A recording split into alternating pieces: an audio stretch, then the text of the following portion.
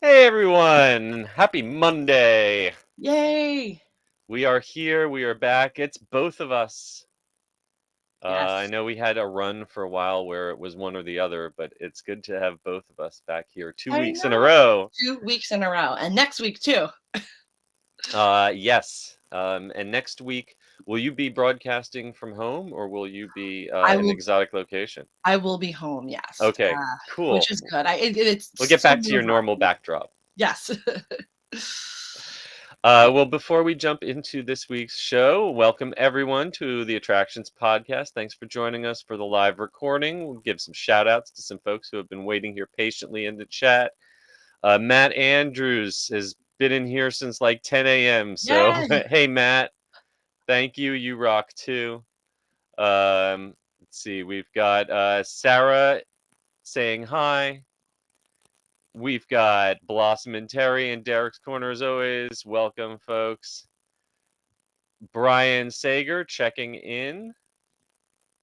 Um, and Brian is saying that he's kind of surprised that Star Wars Celebration 2025 is not going to Orlando and is going to Japan instead. Yes, we've got some Star Wars Celebration news Yes. coming out of Europe this week, and I think a lot of folks were hoping that in the next one would come back here to Florida. But no, you're going to have to head off to Japan if you want to see that in 2025. Hey, then you can go to Asia, you can go on the new Disney liner. Ironically, the Star Wars news that we have to talk about later today excludes Japan. They're going to tickets to Celebration there, but the thing that we're talking about for Star Wars is not going to Japan, at least not quite yet. So well, thank you all for joining us, and we've got a dozen so people in the chat, so I think it is time to kick this recording off. Let's do it in 3, 2. Please lower your head and watch your step while boarding. Welcome to the Attractions Podcast. You are all clear for dispatch. Have fun. Hello, everybody, and welcome to episode 186 of the Attractions Podcast, sponsored by MEI and MEI-Travel. I'm Seth. And I'm Carly. And we are here to talk to you about the latest and greatest in theme park news and more, as well as what is going on in our own lives. Carly, world traveler, you are in a place that is near and dear to my heart, New Jersey. Yes. How has your Easter week been? It has been wonderful. So I've been up here for a little over a week. Went into New York, did some Passover stuff with Adam's family, spent a little bit of time in Manhattan, just, like a few hours, just hitting some spots, popped into the new Chocolate World, the Disney store. And then I've just been back in New Jersey, relaxing. And I went last night to the brand new haunt event. Yes, a haunt event in the spring, Scream Break at Six Flags. So what is it like having Halloween in the middle of April? It is amazing. I have been having Halloween fever ever since HHN made their announcements last week. My family actually booked a RIP tour for September. Ooh. Yes, already planned that. And I'm glad we did, because the person that we love VIP Paul. Shout out if you're doing a VIP Paul's tour great. at Universal Orlando. He's the best. He was already mostly booked up. So I have Did you do an exclusive or a non-exclusive? We did. So I will let you know, we're going on a Thursday. It is cheaper per person to do a private RIP tour than to purchase a ticket and express. Really? With the discount, because we have the Premier Pass. So that is fantastic. Yeah, so it was real. When they read the number on the phone, our jaws dropped, because we were waiting to see what they would quote us, and I was like, "Oh my god, that is cheaper than just going." And did you fill up your tour? Yes, we had so my family is all into it, so it's most of us. If you can fill up that tour to the maximum, the price per person actually becomes pretty reasonable. Absolutely, considering what you get. Yeah, so if you're looking to do it, you could do up to 10 people. Obviously, you could just be yourself and do it, but you're paying the whole rate. And then you have the option to add on 2 extra people for an additional cost. and premier pass holders get 15% off. That's a Which great deal. is a great. I totally kind of forgot that was going to happen, and she's like, "Yeah, your premier passes, you get the discount." I was like, "Whoa, Nice." yeah." So I've been Halloween fever. Did Scream Break last night, so I went. It's been at a bunch of different Six Flags, and they've kind of been staggered date wise. I know a lot of people. Attractions did the Magic Mountain one in California. The one here in New Jersey at Great Adventure started this weekend. It's spring break themed, obviously. So we have the Scream Break. The Scare Zone is like zombie tourist, tacky tourist. So they were in like bloody Hawaiian shirts with big cameras. They have a DJ to kind of simulate a spring break party. And there were 2 houses. And it was really fun. And if you're a pass holder for Six Flags, you get them for free. That's and great. If you're not, it's like $30, $39.99, and they have a little bar set up with the IV bags. It's fun. It's something to curb that craving, because we have a long ways to go. Exactly. We're only halfway, barely, to Halloween. Yeah. But so to Easter dinner, I wore a skull sweatshirt. It's like, well, sort of I embarrassing. mean, we could get very theological and talk about the relationships between pagan resurrection celebrations and Easter and Halloween. I said it all worked out.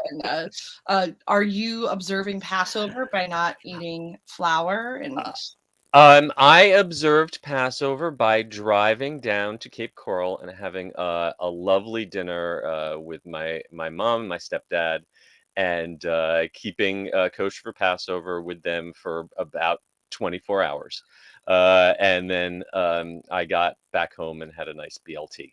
Yes, sorry. it's hard. Sorry. I know. Adam still does it all these years later, and he does it the full time, and it is a struggle, especially for a guy. I grew up doing it, but especially living in Orlando, it's not like Publix stocks a really in-depth supply of kosher Passover food. No. So, but I did get to drag myself away from my computer, where I am working on the next editions of the unofficial guides, just long enough to attend opening morning of Tron over at the Magic Kingdom. And honestly, I've been to lots of opening days for lots of rides. This one was, let's say, subdued. There was no ribbon cutting or fireworks or anything that I saw. And because of the virtual queue system, you didn't have that classic line of people stretching all the way to Main Street. You just had people showing up on their virtual queue reservations. Lightning lanes sold out like that. And I was even gonna, I was thinking maybe I'll stick around the park. I'll buy Genie Plus for the day. Genie Plus jumped up to $35 for the day, and it looks like it's stuck there now. I got in, got my ride on Tron. I sat in one of the back rows instead of the front row, and I did enjoy it more overall. Really?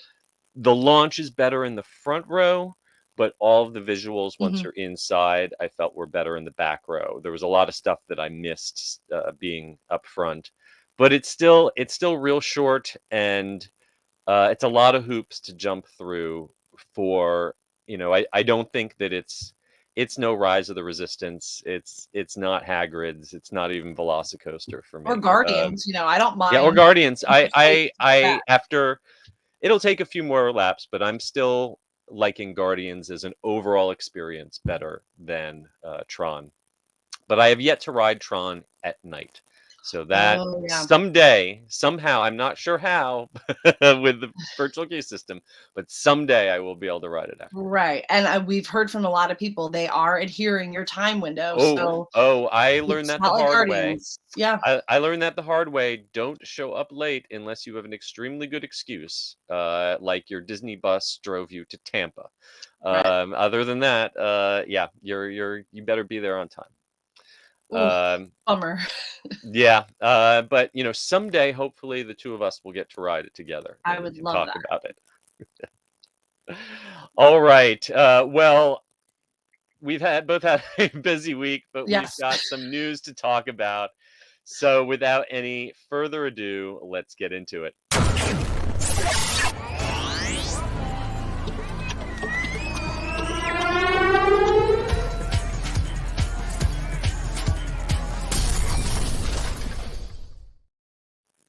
Okay, for our very first story of the week, this is something that has been a long time coming. Right. And to be honest, I am kind of shocked it didn't come earlier. But Magic Bands, now known as Disney Band Plus, are finally coming to the Disney Cruise Line. Yeah, this was surprising. Like you said, it's a long time coming, especially since we've seen so many reiterations of the Magic Band and now Magic Band Yeah. Plus in the park. So Well, it's hard to believe it's been like almost a decade since we first got Magic Band at Walt Disney World, and since the Disney theme parks adopt it, it's become really widespread in the cruise industry. I know, is it Royal Caribbean has their medallion program, I think it's called, and then other cruise lines have glommed on using the RFID technology so that you can just. I know when I was on MSC, I had one of these. It was a wristband, and I could charge things to my room. I could activate my door. I could do various things without having to constantly pull out a key card. oh yeah, But Disney has still been relying on key cards and lanyards all this time. Well, finally, they are introducing Magic Bands on the high seas, Magic Band Plus specifically, and it will be called Disney Band Plus. But it's really the same thing. right. You can literally use your Magic Band Plus on the Disney ships, and this is all going to start with a preview sailing on the Disney Wish before it spreads to all of the ships. Yeah, I mean, call me old fashioned. I like the lanyard with the key card. It's easy. I always somehow do remember to put it on when I'm leaving or getting into the room.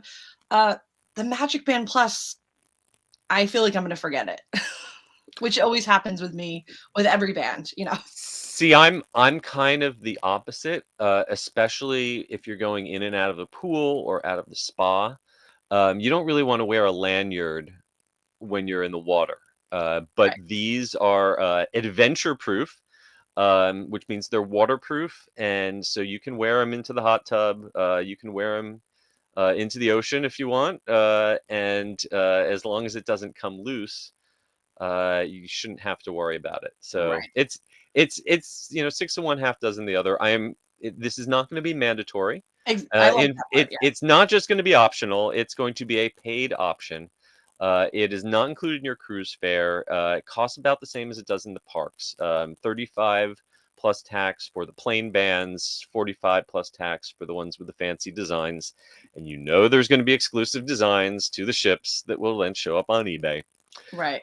So Uh, what I want to know, uh-huh. why is it not called a Magic Band Plus if it can be used all around the same thing? It's just another confusing I have terminology to add. no freaking clue. Yes. If anyone out there is a marketing genius who knows why they would just uh use the same darn name, and if as if there isn't enough consumer confusion, we actually have someone in our chat. What is a Magic Band Plus in the first place? Thank you for asking. Magic Band Plus is a wristband that has a little computer chip in it, and it also has haptics and lights, so that it lets you do things like unlock your room or do room charges without having a key card. And it also is going to have interaction with various entertainment around the ship. They're very kind of non-specific about exactly what it'll do on the ship. If you're in the theme parks, it does things like light up, blink, and vibrate when you're watching a fireworks show or Right. Phantasmic or something like that. So I would imagine that maybe during shows or during the fireworks that they do on the boats, maybe it'll do something like that. Yes. But its main feature is to allow you to access places on the ship, access your various cruise features without having to carry a key card. Right. So if you already own a Magic Band Plus for either Disneyland or Disney World, you can use it on the ship and it then becomes a Disney Band Plus. If you Absolutely. have a Disney Band Plus, then you go to Disney World, then it becomes a Magic Band Plus. So it is very confusing because It it's the same with like it's lightning got a lane. split personality, exactly. Um, And I will say, having done it personally not too long ago, it is very, very perfectly possible to have your Magic Band Plus connected to both your Walt Disney World account Mhm. and your Disneyland account at the same time. You don't have to delete it from one and then re-add it to the other. And I'm assuming that it'll be possible to hook it up to your Disney Cruise account. So if you are a frequent cruiser and theme park visitor, you'll be able to use one band to rule them all. Right. So And I'm keep sure in that if you're mind, really into this, you're going to want multiples, right? yes, my issue is going to be the charging because They cruise don't last cabins. long. Yeah. Cruise cabins do not have enough outlets, and they don't let you bring power strips. I learned that the hard way. You can bring, if you have like one of those blocks that has, two USB ports in one block, Mhm. you'll get away with that. But you cannot have like a power strip with multiple power outlets. I got mine confiscated on once. Um, so yeah, charging spots are at a premium on boats, and these things last maybe 48 hours. When I was at Disneyland, I I discovered the hard way that if you don't charge it every night, and then you go to see a World of Color or whatever, it's gonna conk out on you halfway through the show. Right. Yeah, that's my problem. I'll either remember the band, but it's not Hmm. charged, or charge the band and forget it. And on cruises, you're charging your iPhone usually, maybe your iPad or your Kindle if you're Hmm. reading at the pool. So if you have a family of four and they each have their bands, not that you need it, and not everyone in the cabin has to have one, Absolutely not. that's a lot. Yes. And we don't know what kind of games, if they'll interact with the app for, things like the Midship Detective Agency that have been transitioning more to smartphone apps, if this will be integrated into it. Lots of questions, and I'm sure you will be going on one of these probably before I will, so you will Hopefully. have to fully report on it for us. Keep in mind, this is only Magic Band Plus or Disney Band Plus. It does not work if you've got a legacy Magic Band, so those might as well just keep them on the shelf. I, If you I want to did know try that. all this out for yourself, like we said, it's going to come first to the Wish, and then later to all the ships probably. And MEI-Travel and Mousefan Travel will help you get you on board. All right, next up, I'm a little sad about this one because this was kind of one of my favorites. Catal Restaurant and its Uva Bar in the heart of the downtown Disney district in Disneyland is closing, serving its last meals on April 14th after 22 years. Right. Yeah, this is a bummer, especially Uva Bar. It's like the best people watching in downtown Disney. Absolutely, There are 100%. other outdoor bars, but you're really Mhm. covered, like Yeah. a Tortilla Joe's in Naples, but this was like out there right in the center. Hmm. Yeah, I have lots of great memories of sitting out at the bar in the dead center, watching the tourists pass by, having some fries or a lamb burger and a drink or several, and also, Uva Bar was definitely my favorite, but Catal had some great food, an amazing paella, great sangria, and sitting on that upper level looking out over Mhm. downtown Disney. It was one of those times where you could really feel like you weren't just in a theme park, but you were just, in a cool urban space. And I'm going to miss it. Right. Yeah. I mean, and it was there for 22 years. Yeah. It's definitely a favorite with One of locals. one of the last remaining original tenants of Right. downtown Disney from when it was first opened. Right. Um, But it is exciting because you know, downtown Disney has been a little stagnant for a while. It's been the same, yeah. a lot of the same. So I'm excited because of all the new stuff that they're I bringing. I'm always excited for newness, Mhm. and they are going to be replacing this with Paseo and Centrico, which are going to be upscale Mexican dining concepts from Chef Carlos Gaitan. I'm sure they're going to be great. I don't know what that's going to do to Tortilla Joe's around the corner, if that's Right. still going to be part of the mix. But I'm sure the new locations are going to be great. We don't know exactly when they're going to open. I'm sure they'll be even more expensive than the current restaurants when they do. Yeah. But I don't think that we're going to have another option for Spanish and Mediterranean food coming to Downtown Disney. So that's a gap. That's a genre of food that I really enjoy, and I don't see that it's going to be filled in anywhere else Right. on Yeah. property. And I could see Tortilla Joe's remaining the same. It's largely family friendly. It's Yep. very accessible. If you just want to go and get a quick burrito and go, it's got that walkout to go area. This is going to be your upscale Mexican. This is definitely not going to be a Taco Bell for sure. Right. But along with it, I'm excited probably mostly for Din Tai Fung, which is they're known for their soup dumplings. They're and their long lines. Yes, long lines. There's some locations in Los Angeles, Las Vegas already. They're very, very popular. It's a legit chain from over there. So I think that is going to be the hot ticket item at Downtown Disney. And if I did not live in Florida and wasn't surrounded by great Cuban food, I would be really excited for Porto's, which is replacing La Brea Bakery, which was actually right now replaced by Earl of Sandwich. Earl of Sandwich, I'm thinking is getting a new home back on the other side of Downtown Disney when all of that rebuilding is done. Earl of Sandwich is so popular, they've got to find a new place for it. Oh yeah, so but for the next year, the tavern. Yeah, it's weird. I looked at the prices when I was there a few weeks ago, and I just couldn't justify spending that much money on a sit-down Earl of Sandwich. It's a totally different menu than their sandwiches. Granted, they have more upscale entrees, but that was not a cheap menu at all.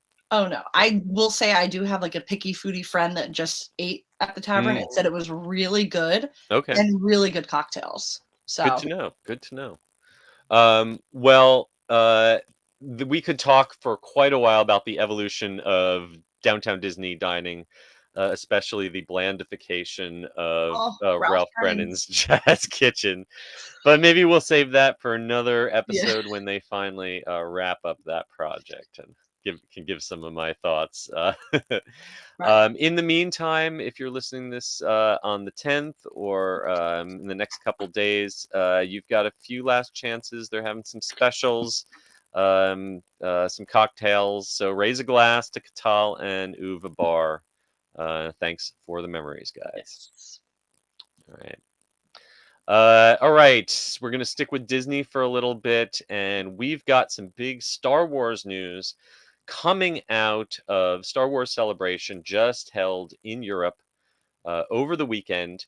And the big theme park news, as announced by Imagineer Scott Trowbridge, is that Star Tours is going to be getting some new destinations coming in 2024. At the ride in Florida, in California, and in Paris. Sorry, Tokyo. I guess you're left out for now. Right. Well, you know what? They get everything good, so. Right. They can't complain. No, they cannot. So this is exciting. It's been a while since we've had some updates to Star Tours. So yeah. There was the big changeover from the original Star Tours to the randomized version of Star Tours. That's more than a decade ago now. It's crazy that it's been that long since the big upgrade. But then when the sequel films came out, as each sequel film came out, they released some new destinations, some new characters to keep it fresh. It's been a few years since Rise of Skywalker came out, but they revealed that we are getting some new destinations. And the hint is that these are going to be destinations that we might have never seen before, at least on the big screen. So they could be destinations from comic books or from television shows. They could be destinations that we haven't seen yet, or maybe coming to an upcoming Disney Plus show. So that's and along with that, there will probably be some new characters, some new ships. So it will definitely give you another reason to ride Star Tours for the 3,000th time. Hey, that's a great one. Yep. What I was excited about was the music. Yes. I love listening to the original DJ Rex playlist. It's a good walking soundtrack or a good like cleaning music. Very uppity, and so Well, yes, DJ Rex, he had an original soundtrack that was, full of bangers. Lots of good like Gungan drinking songs to, wave your yub nub around to. yep. But he's got a new track list now. This is his second album, Playlist 2. And you can actually listen to these for free. If you go to our website and look at the article we have, there's a link. It's on Amazon Music, but you don't have to pay for Amazon Music Unlimited. You can listen to these tracks for free, and it's got the new tracks feature music by Star Wars artists The Loth Cats, Yes. Ewok Disway, and See You on Naboo. 9 songs total, 25 minutes of playtime, which is about as long as the bartenders want you to sit there before they start Right. giving you the stink eye and make Good you luck sneaking that cash third out. drink. No, but these are So fun. They're bops. It's just fun, upbeat. yes, and speaking of Star Wars music, everyone who I know who has done these Galactic Star Cruiser says that the musical performances by Gaia are a highlight. And pretty soon, those of us poorlings who cannot afford the Galactic Star Cruiser will be able to experience a playlist of Galactic Star Cruiser music, including her songs, celebrating Star Wars Day on May the 4th. Mhm. So definitely set a calendar to listen to those. They are actually going to work on a special 12-inch vinyl pressing of her Right. music. So that will certainly be a collector's item. Absolutely. And the artwork that is in the article is Yeah. so pretty. And speaking of Star Wars, in addition to more destinations coming to Star Tours, the theme parks are also going to be getting some new characters. We don't know exactly which characters. We've seen the Mandalorian and Grogu and Fennec Shand and Boba Fett appear, but who would you like to see I join don't them? know. There's very few that could beat seeing Grogu. You know, that was Right. kind of just that the excitement and the buzz, and it still is really exciting when they come out and see them. So I don't know how they could top that because Yeah.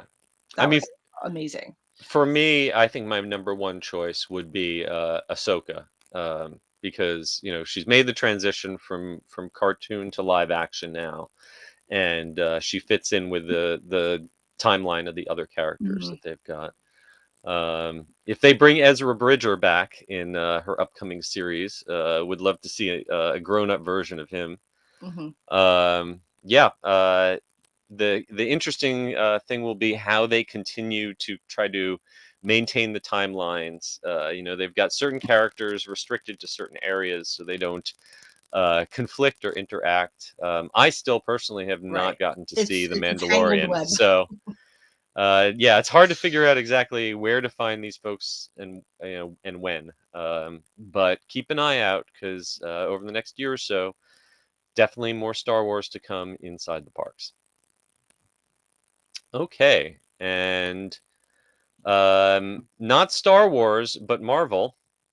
We've got something new coming to California Adventure. We've had it teased before, but now we've got the date, June 30th.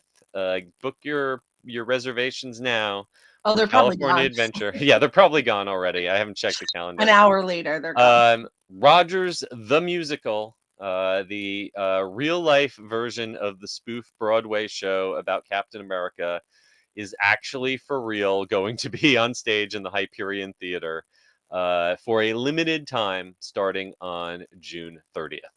Yes, and how limited we don't know. I guess we can anticipate it for the summer, the Right. bulk of the summer, but we don't know. It is a short musical, they said, so don't Yes. expect like a 45-minute, 50 minutes. I I think it's I like I 20 to believe 25. for union reasons, it's gotta be Mhm. 30 minutes or less. Yep.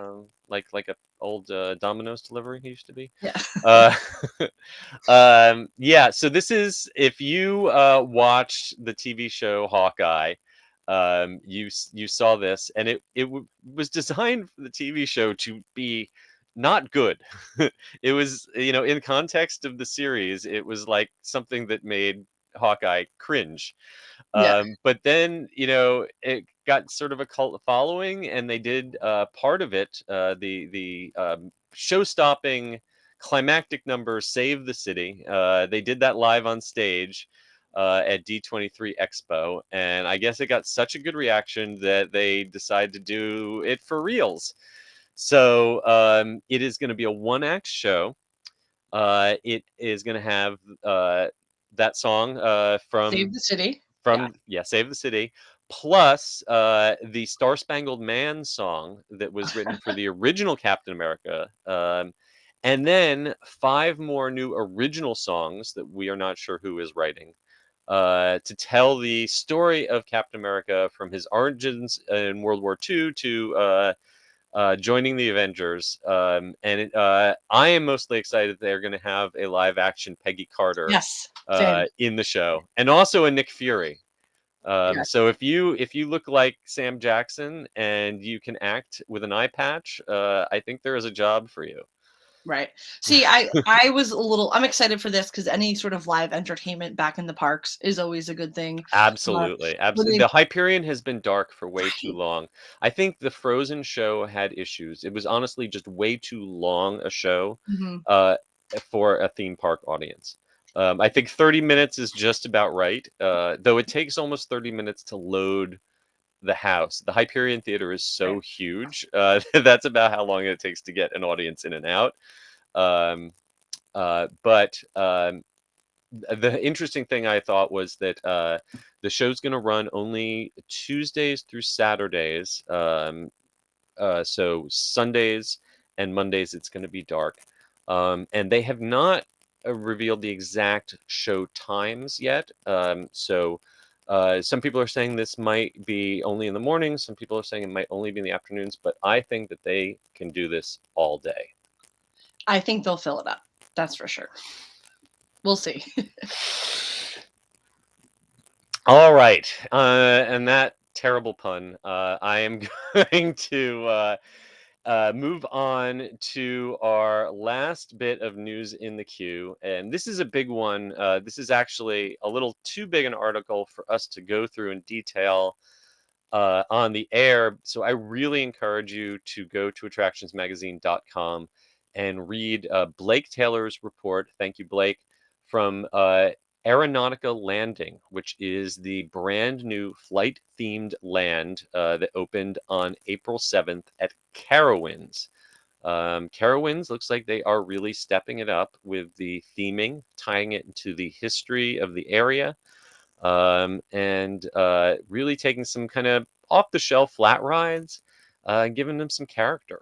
Definitely. I didn't get to go to this opening because I was up here, but I went to the hard hat tour to kind of preview it as I was pretty deep into the construction of it. Mhm. They are definitely going for putting the theme in theme park. This is what they're trying to move towards, and this land is definitely it. I looked through the story because there's 6 attractions.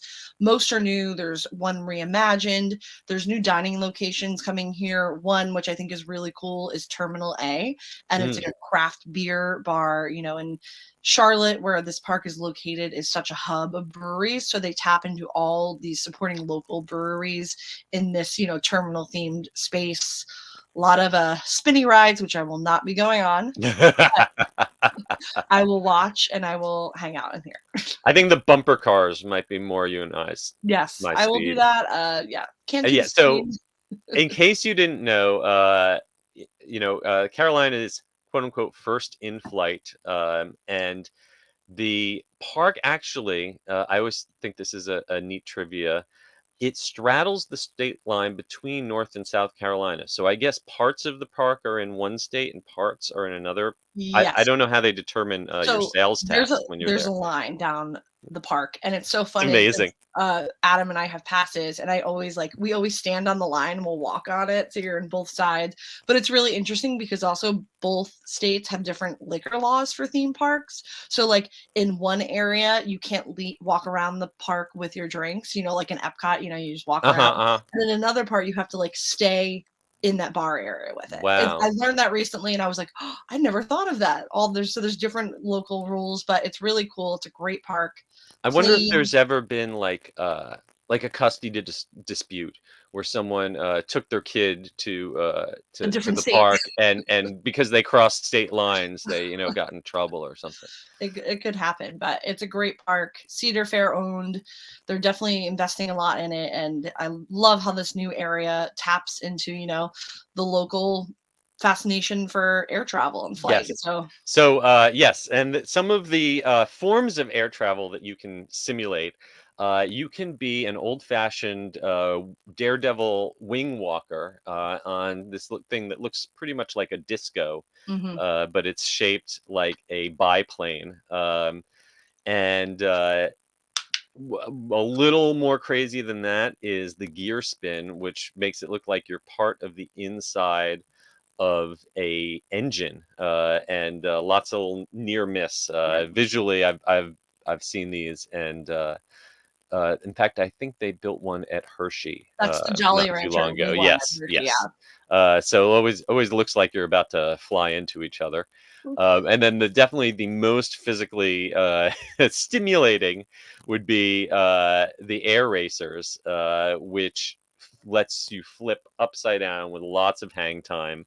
I've seen this one at IAPA, and if you are motion sick prone, Oof. yeah, that's not one for you. They've also got the bumper cars, like I mentioned. That one I think both of us could Yeah, I'll handle. do that.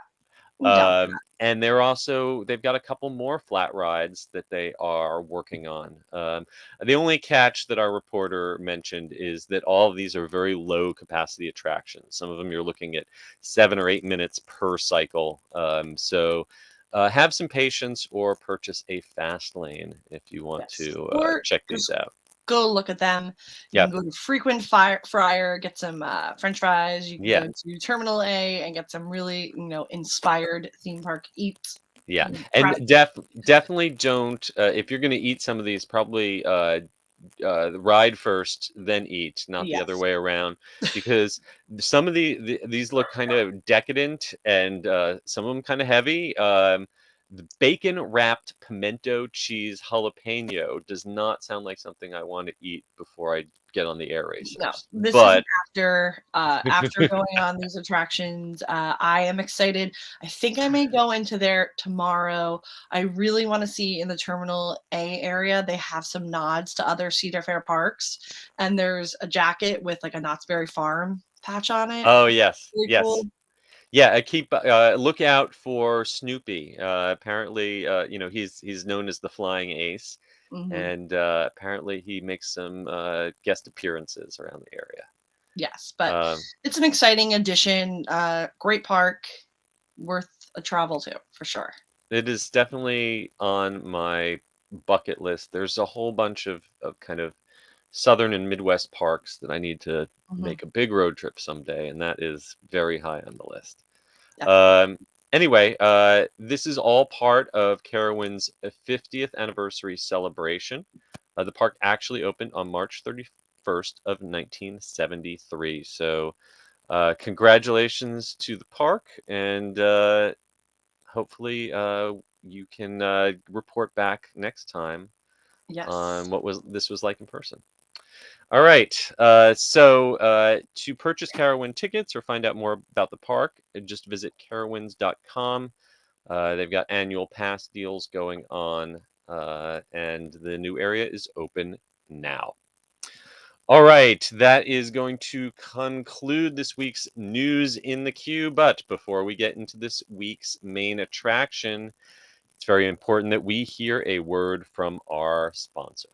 The Attractions Podcast is brought to you by MEI and MEI-Travel. Whether your next vacation is a magical trip to the theme parks, an exciting adventure to the pyramids of Egypt, or just a relaxing cruise on the turquoise waters of the Bahamas, MEI-Travel provides premium service and expert advice to help you get the most of your vacation. They are always free of any hidden fees or costs to you. Visit them at mei-travel.com. It's time for the main attraction.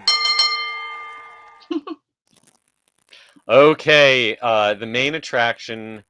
Everyone can finally rejoice because annual passes are returning to sale at Walt Disney World for the general public. For way too long, the only annual pass you could get was for Florida residents and for weekdays only. But the gates are reopening, and along with that, they are loosening up the rules for when you can use it. So if you have been holding out hope for rejoining the Walt Disney World annual pass holder family, set your date, set your calendar, set your alarm for April 20th, because that's the day that the servers are all going to crash. Right. And so I have a friend that is looking to upgrade because they have the Pixie Pass, but they want to go up to Sorcerer. So I'm kind of doing some research to help them along. We don't know what this process is going to be on April 20th. We know that it will involve people hammering the computers, a lot of frustration, a lot of people griping on social media. But other than that, we can't give you step-by-step instructions. We can't tell you exactly what time. Typically, these things seem to kick off around 9 a.m., whatever the time zone of the park is. So 9 a.m. Eastern for Walt Disney World things. But you never know. Right. I was actually going to give a call this week to kind of ask because I'm curious. Good luck. If you can pry information out of them, because I know that like up until hours before this was announced, guest services were telling people there's no information whatsoever about annual passes coming back anytime soon. Definitely. But you know, what we've seen with Disneyland passes, Magic Keys, as they go back on sale, as quick as they go back on sale, they're out. So with hours now, right now, Disneyland, they had gone back on sale back in November, lasted less than a day. January went back on sale. Most of the passes last less than a day. I think right now you can still buy the top of the line pass at Disneyland, but that's the only one. They are going to apparently be bringing back general sales of all four levels. That's Pixie Dust Pass. That's the weekday pass that's currently on sale. But you'll also now be able to get the Pirate Pass, the Sorcerer Pass, which is the one that I have, and the Incredipass, which is the no blockout pass. And also, big asterisk, the Incredipass is the only one available to non-Florida residents. Yes. For this sale, for this upcoming April 20th. So if you are, not a Florida resident, you have a pass, you're going to have to buy the Incredipass, which is, I believe, $13.99 right now. Yes. It's not cheap. Though, the Disneyland top of the line pass is even more expensive and has blockout dates for Christmas, which the Incredipass doesn't. Definitely. It is pretty shocking that Disneyland doesn't offer a pass currently that doesn't have blockout dates. On the other hand, Disneyland's pass includes Photo Pass, and Disney World, that's an upcharge. So now this is the other piece of big news, and I know my friends who are DVC members who don't live in Florida are very anxious about this. The Sorcerer's Pass is the one pass that Disney Vacation Club members are going to be able to purchase again, even if they aren't Florida residents. And that one is going to go on sale April 13th. And I think, there are a lot of people who live out of the state, but have invested heavily in DVC and haven't been able to really take full advantage of their DVC because they can't get into the parks. Absolutely. Yeah. And I think this is a big deal. This is a big deal. It's also big for people that do every Run Disney race, and they've been having to purchase out of pocket 2-3 days here, and they have blown way more than purchasing an annual pass on this. So now keep in mind though, if you were a DVC member and your tradition was to use your points during Christmas or one of those other blockout periods, you're going to have to hold on. You're going to have to either pay full price for an Incredipass on the 20th, or buy a day ticket if you've got a block out. So that kind of negates the savings you Right. get for an annual So pass. I guess in theory, if you are DVC, you can access that early purchase period, purchase the Sorcerer, then on April 20th, call and and upgrade to upgrade. Incredipass. So Yep, you that can is do that. one way around it if it Yep. matters to you, which is probably going to be cheaper than if you want to go for Christmas purchasing outright. Just Yes. call and upgrade it. So the other big change that we need to talk about is the reservation requirement. As of April 18th, if you want to visit a Walt Disney World park as an annual pass holder, after 2 p.m., you will no longer need to make a reservation.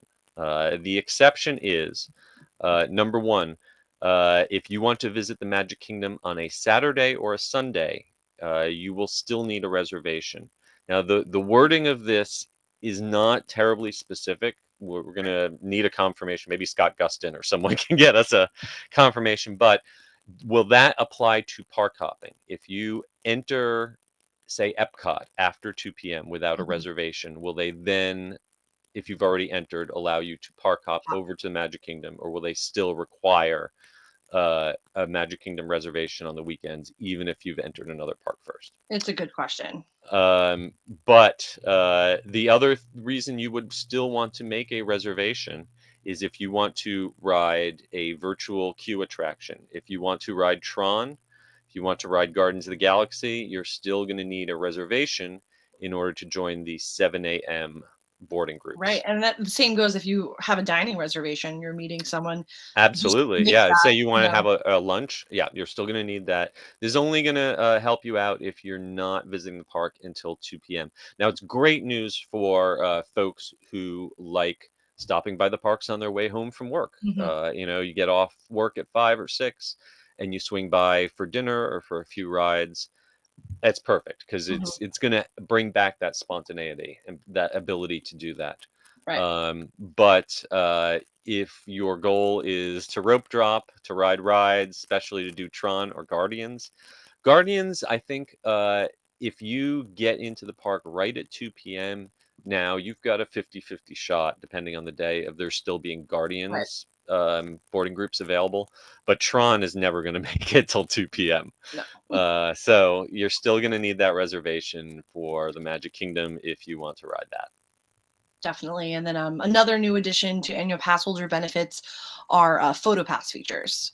So I know this is something that a lot of people care about. If you want to do that, these can be accessed in the My Disney Experience app. Yeah, there's. I gotta head on over to Hollywood Studios because apparently there is a Muppet Vision 3D Yes. lens. So I need to see what that's like. And I guess these PhotoPass features are included with all the annual passes, but I think the overall PhotoPass package that Correct. includes all the rides and characters, that's still an upcharge. Right. But the lenses are fun if you want to use them. So yeah, these are a couple little bonuses to play with. So yeah, this is like there's been a lot of new things, like we mentioned Tron, the Roundup Rodeo barbecue restaurant. We've got new stuff coming to Epcot. So great time to finally be able to invest in an annual pass once again. Yes, definitely big news for a lot of people. Which annual pass do you have? I have the Incredipass. I just renewed again every single year. It's the same thing where I say, oh, let's, it's a 2-week battle with my family to see if we're going to go down. Yeah. And every year I say, but what if I want to go on Christmas? And the last couple of years I have wound up going around those dates. So yeah, it is a big price difference. It's like a $500 difference, but I'm glad I do it because I want to have that option. Yeah, I as a local and honestly, I'm buying my annual pass as a business expense, not so much for personal reasons. I still can't justify it economically. For those 2 weeks around Christmas, I can visit Universal. So I kind of like the parades at Universal better anyway. So. Oh, I do love universal holidays. So that brings us to the end of yet another episode. Thank you all for joining us. Before we go, once again, we'd like to thank our sponsors, MEI and MEI-Travel. And I want to remind everyone, please give us a review on Apple Podcasts and leave us a review on Spotify. It really helps us out. If you want to find more coverage from us and Attractions Magazine on the interwebs, you can find me at the UG Series on Twitter, at the Unofficial Guides on Instagram, and at theunofficialguides.com. Carly, where can everyone find you? Yes, I am on Twitter at Carly Caramana and Instagram at Adventures by Carly. And of course, you can find the entire Attractions Magazine team here for you 24/7 at attractionsmagazine.com, at Attractions on Twitter, at Attractions Magazine on Instagram, at youtube.com/attractionsmagazine, and at Attractions on TikTok. And until next week, I hope you folks stay safe, try something new, but most importantly, have fun, and we will see you again next time. Yes. Bye.